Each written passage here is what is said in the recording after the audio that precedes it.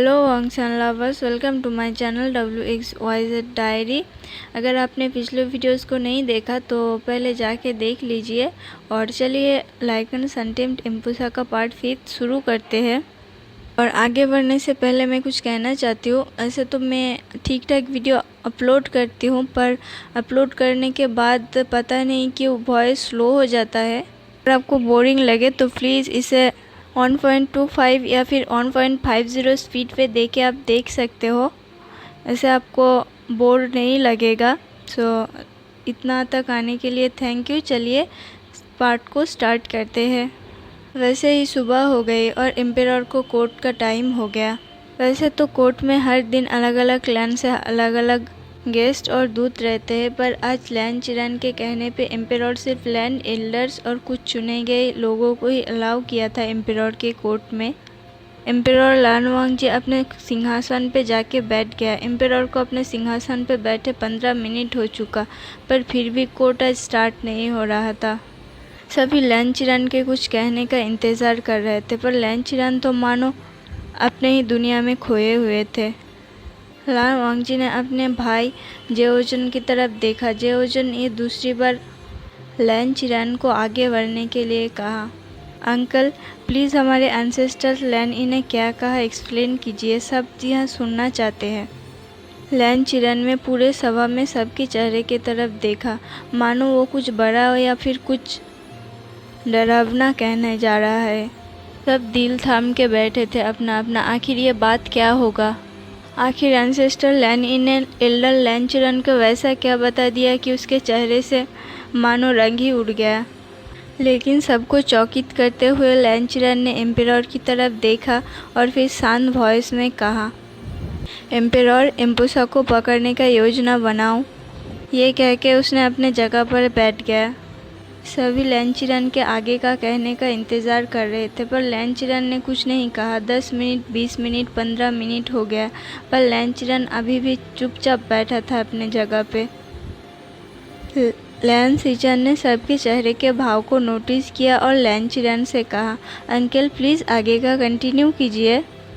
लेकिन लैन चिरान ने जवाब दिया, बस यही था और कुछ नहीं। सब मानो चौकित रह गए। बस इतनी सी बात के लिए 16 दिन तक इतने सारे लैंड मेंबर और खुद लैन चिरान इतना कष्ट झेला। सिर्फ बात तो यही नहीं हो सकता। तभी एक एल्डर ने क्रोधित होते हुए लैन चिरान से कहा, एल्डर लैन प्लीज़ आप हमें सही से एक्सप्लेन कीजिए। ये क्या बात हुई कि इम्पुसा को पकड़ने की योजना बनाओ। योजना तो हम महीनों से बना रहे हैं, लेकिन काम तो कुछ नहीं हुआ। हम तो तरीका जानना चाहते हैं कि उसे कैसे पकड़ा जा सकता है। आखिर लैन इन्हें क्या इंस्ट्रक्शन दिया है।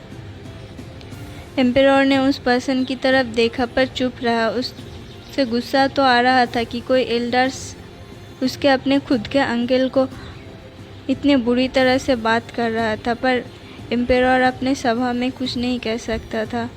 वो भी ईगर था जानने के लिए कि लैन इन्हें क्या कहा। लैन चिरान ने एक लंबी सी सांस ली और फिर कहा, मैंने कहा योजना बनाओ, आगे की खुद पर खुद समझ आ जाएगा और इस टीम का लीडर होगा हमारे एम्पेरर। एम्पेरर लानवांगजी इस टीम को लीड करेगा। एम्पेरर के आंखों में मानो क्वेश्चन था, पर उसने कुछ नहीं कहा। उसने लैन चिरान के बातों पे मोहर लगा दिया और पूरे सभा को शांत कर दिया। वैसे ही 2-4 और प्रॉब्लम्स के बारे में डिस्कशन हुआ और फाइनली सभा शांत हो गया। सभा ख़त्म होने के बाद सभी अपने अपने जगह पे चले गए सभा को छोड़ के। एम्पेरर लानवांगजी सबसे पहले चला गया था। सिर्फ लैन सिचान और लैन चिरान ही उस सभा में रह गए थे। सिचान को पता था कि उसके अंकल ज़रूर कुछ छुपा रहा है उन लोगों से, इसलिए सिचान जानना चाहता था और इसी वजह से वो सभा को छोड़ के नहीं गया। लास्ट तक इंतज़ार किया सभा को खाली होने के लिए। फिर पूरे सभा खाली होने के बाद लैन सिचान लैन चिरान से कुछ कहने ही वाला था, लेकिन लैन चिरान ने उसे ये कह के चुप करा दिया, सिचान मेरे कमरे में आओ, मुझे कुछ ज़रूरी बात करनी है। लैन सिचान ने नोट किया और लैन चिरान को फॉलो किया लैन चिरान के कमरे तक। लैंचिरन ने अपने कमरे में जाके सर्वेंट को चाय बनाने के लिए कहा। सर्वेंट ने उन्हें चाय सर्व की। अब लैंचिरन और लैंसीचन दोनों आमने सामने बैठे थे। दोनों के ही हाथ में चाय का कप था। लैंसीचन लैंचिरन के आगे का कहने के लिए इंतज़ार कर रहे थे। तभी लैंचिरन ने कहा, सीचन, कर्ज ब्रेक होने वाला है। 2 रिबन आपस में जुड़ने जा रहे हैं। हो सकता है कि वांग जी को जल्दी ही सब कुछ याद आ जाए। जब तक कि रेड रिबन और वाइट रिबन आपस में नहीं जुड़ता, हमें इंतज़ार करना पड़ेगा। और ये वही है सीचन, ये वही है। वो लौट के आया है। हमारा इंतज़ार अब ख़त्म होने वाला है। जल्दी ही 2 रिबन आपस में जुड़ जाएगा और तब एक नया इतिहास रचना होगी। लेकिन ये तो खुशी की बात है ना अंकल। 2 रिबन आपस में जुड़ रहा है, मतलब वो दोनों करीब आ रहे हैं। ये वही है। फाइनली मेरे भाई को उसका खुशी मिलेगा। मुझे पता है, भले ही इन 1600 सालों में वांग जी को कुछ याद ना रहे, लेकिन उसके दिल में एक खालीपन है। उसका दिमाग से सब यादें मिट गया, लेकिन उसका दिल से नहीं। उसका दिल आज भी किसी के लिए रोता है। हर रात वो तड़पता है अंकल। बेबस था इतने दिन। अपने भाई को हर रोज़ तड़पते देखता था, लेकिन कुछ नहीं कर सकता था। रोता है, आज भी धड़कता है किसी के लिए। भले ही उसके उस कोल्ड फेस में कोई एक्सप्रेशन ना हो, लेकिन हम समझते हैं अंकल, उसे कितना तकलीफ़ होता है हर रोज़, हर दिन, हर रात। अगर वांग जी को अपना खुशी मिले तो इसमें गलत क्या है अंकल? सीचन ने अपने कंफ्यूज वॉइस में चिरैन से पूछा, लेकिन चिरैन के दिमाग तो मानो कहीं और था। वो डर रहा था, मानो बहुत ही बड़ा, कुछ बहुत ही भयानक होने वाला था। चिरैन ने शांत किया अपने आप को और कहा, इसमें कुछ गलत नहीं है सीचन, लेकिन लैन इन्हें कहा है कि इतिहास फिर से खुद को दोहराएगा। इन और यांग जब आपस में मिलेंगे तब तबाही निश्चित है सीचन। हर तरफ सुख शांति सब चला जाएगा। फिर से वॉर होगा। इन आयरन फिर से अपने आप को प्रकाश करेगा, सबको अपना ग्रस्त में लेने की कोशिश करेगा।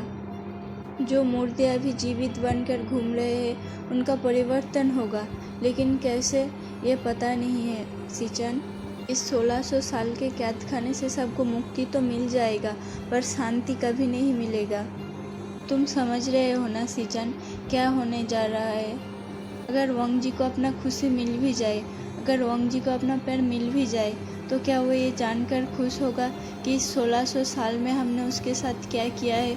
उसके दिल से, उसके दिमाग से सारी यादों को हमने मिटा दिया। उसका प्यार की यादें था वो, उसका जीवन था वो, लेकिन हमने सब कुछ छीन लिया।